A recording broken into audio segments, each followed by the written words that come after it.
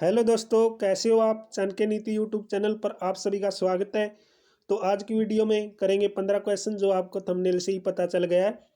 तो 15 क्वेश्चन में से अगर आपने 13 क्वेश्चन भी सही किए तो आपकी तैयारी बहुत अच्छी है। तो ज़्यादा से ज़्यादा वीडियो शेयर करना, क्योंकि ये क्वेश्चन सभी प्रतियोगी परीक्षाओं के लिए मोस्ट एक्सपेक्टेड क्वेश्चन रहेंगे। क्योंकि पिछली परीक्षाओं में भी ये क्वेश्चन पूछे जा चुके हैं। खासकर जो हरियाणा पटवारी, हरियाणा ग्राम सचिव की परीक्षा होंगी तो पंचायती राज आपसे पूछा जाएगा। तो इस प्रैक्टिस सेट को आप जरूर कीजिएगा और अपना स्कोर है जो कमेंट बॉक्स में आप जरूर बताना। तो प्लीज़ लास्ट तक वीडियो देखना।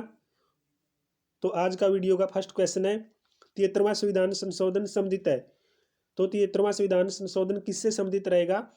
राष्ट्रपति के महाभियोग से, शैक्षणिक संस्थाओं में सीटों के, पंचायती राज प्रणाली से, चुनाव आयोग के आरक्षण से, नियुक्ति से। तो 73वां संविधान संशोधन संबंधित है। तो बताइएगा जो 73वां संविधान के अंदर बदलाव हुआ था वो किससे संबंधित है। मोस्ट इंपॉर्टेंट क्वेश्चन है। नेक्स्ट रहेगा, भारत में निम्नलिखित में से किसके अंतर्गत पंचायती राज प्रणाली की व्यवस्था की गई? तो कौन सा अधिनियम था या कौन सा सिद्धांत था जिसके अंतर्गत पंचायती राज प्रणाली की शुरुआत हुई थी, यह आपने बताना है। तो नेक्स्ट रहेगा, किस संवैधानिक संशोधन द्वारा पंचायती राज संस्थाओं को संवैधानिक दर्जा प्रदान किया गया है? किस संवैधानिक संशोधन के द्वारा पंचायती राज संस्थाओं को संवैधानिक दर्जा मिला है? 71वां, 72वां, 73वां या फिर 74वां संवैधानिक संशोधन जो हुआ है उसके अंतर्गत क्या पंचायती राज संस्थाओं को दर्जा मिला है, ये आपने बताना है।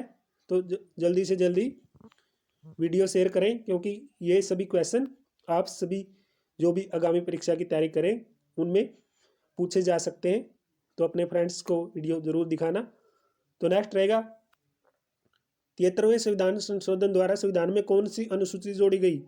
तो 9वीं, 10वीं, 11वीं, 12वीं। तो 73वें संविधान संशोधन द्वारा संविधान में कौन सी अनुसूची जोड़ी गई है? तो कौन सी जोड़ी गई थी? ये बिल्कुल बेसिक रहेगा। आज का फर्स्ट टेस्ट है चाणक्य नीति यूट्यूब चैनल पर। इसके अंदर तो आप 15 का 15 स्कोर कर सकते हो, जो 15 क्वेश्चन मैं आपसे पूछूंगा। तो नेक्स्ट टेस्ट भी आपके लिए लेके आएंगे, पंचायती राज से संबंधित ही रहेगा। तो नेक्स्ट क्वेश्चन है, 73वें संविधान संशोधन के द्वारा जो 11वीं अनुसूची में पंचायती राज संस्थाओं को कितने कार्य सौंपे गए थे? तो कितने कार्य मिले थे?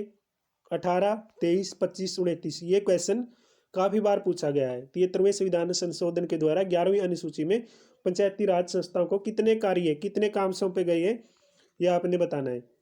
नेक्स्ट रहेगा, भारत में महिलाओं के लिए स्थान आरक्षित है पंचायती राज संस्थाओं में, राज्य विधानसभाओं में, मंत्रिमंडल में, लोकसभा में। इस क्वेश्चन का जवाब तो आपको मिल ही गया होगा, बिल्कुल बेसिक है, क्योंकि जो टॉपिक हम पढ़ रहे हैं पंचायती राज उसका यही जवाब होगा। नेक्स्ट रहेगा, 73वां संविधान संशोधन अधिनियम किस तिथि से लागू हुआ है? तो 73वां संविधान संशोधन अधिनियम था, जो कानून था, कब लागू हुआ था? 24 अप्रैल 1993, 24 अप्रैल 1994, 1 मई 1993। अभी लागू नहीं हुआ। तो बताइएगा, मोस्ट इंपॉर्टेंट पर्सन है, रिपीटेड क्वेश्चन है एग्जाम में। 73वां संविधान संशोधन अधिनियम किस तिथि से लागू हुआ, किस तारीख को लागू हुआ था?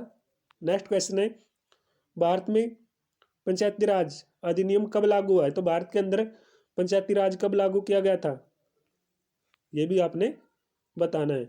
नेक्स्ट रहेगा, पंचायत के चुनाव कराने हेतु निर्णय किसके द्वारा लिया जाता है? अगर पंचायती चुनाव कराने हैं तो किसके द्वारा निर्णय लिया जाता है? केंद्र सरकार, राज्य सरकार, जिला न्यायाधीश या फिर चुनाव आयोग। ये क्वेश्चन पूछ सकते हैं आपसे, पंचायत के चुनाव कराने हेतु निर्णय किसके द्वारा लिया जाता है? तो नेक्स्ट रहेगा, भारत में पंचायती राज का प्रारंभ कब किया गया है? तो भारत में पंचायती राज की शुरुआत कब हुई थी? 1956 में, 1957 में, 1958 में, 1959 में। तो भारत के अंदर पंचायती राज की शुरुआत कब की गई? नेक्स्ट रहेगा, पंचायती राज संस्थाओं के संगठन के 2 स्तर होने का सुझाव बताओ। अशोक मेहता समिति ने यह किया था, या सादिक अली समिति ने, या राज मनार समिति ने, या सरकारिया आयोग रिपोर्ट ने? तो पंचायती राज संस्थाओं के संगठन में 2 स्तर होने का सुझाव कौन सी समिति ने दिया था? कौन सी समिति ने दिया था, ये आप बताइएगा। नेक्स्ट रहेगा, पंचायती राज के चुनाव में राजनीतिक दलों को खुले तौर से, जो राजनीतिक दल हैं उनको खुले तौर से चुनाव चिन्हों के आधार पर भाग लेने या देने का सुझाव किस समिति ने दिया है? तो ये तो पता ही होगा, पंचायती राज चुनाव में जो राजनीतिक दल हैं उनको खुले तौर से चुनाव चिन्हों के आधार पर चुनाव लड़ने का अधिकार कौन सी समिति ने दिया है? तो ये सुझाव कौन सी समिति ने दिया था? बलवंत राय मेहता, अशोक मेहता समिति, या सादिक अली समिति, या फिर इनमें से कोई नहीं। नेक्स्ट रहेगा क्वेश्चन आपकी स्क्रीन पर। 1977 में केंद्र सरकार ने पंचायती राज संस्थाओं की कार्य प्रणाली और ढांचे में सुधार लाने के लिए किस समिति की नियुक्ति की? तो 1977 में केंद्र सरकार ने पंचायती राज संस्थाओं की कार्य प्रणाली को सुधारने के लिए कौन सी समिति बनाई थी? अशोक मेहता समिति, रजनी कोठारी समिति, फिर रजमनार समिति आएगा, या फिर एजी नूरानी समिति। तो कौन सी समिति बनाई गई थी 1977 में केंद्र सरकार के द्वारा पंचायती राज संस्थाओं में सुधार लाने के लिए? तो नेक्स्ट क्वेश्चन रहेगा, देश में पंचायती राज व्यवस्था का आरंभ किस समिति की रिपोर्ट के आधार पर हुआ है? तो देश में पंचायती राज व्यवस्था है, जो पंचायती राज व्यवस्था की शुरुआत तो किस समिति की रिपोर्ट के आधार पर हुई थी? इस समिति की तो कौन सी समिति बनाई गई थी देश के अंदर जब पंचायती राज व्यवस्था का आरंभ किया गया? तो कृष्णमाचार्य समिति। तो कृष्णमाचार्य समिति, या बलवंत राय मेहता समिति, या जीडी सेठी समिति, या एनजी रंगा समिति। तो देश में पंचायती राज व्यवस्था का आरंभ किस समिति की रिपोर्ट के आधार पर किया गया? तो किस समिति की रिपोर्ट के आधार पर हुआ था? नेक्स्ट क्वेश्चन रहेगा आपकी स्क्रीन पर। यह आज का अंतिम क्वेश्चन है, बलवंत राय मेहता समिति की अनुशंसाओं के आधार पर किस वर्ष पंचायती राज व्यवस्था को लागू किया गया?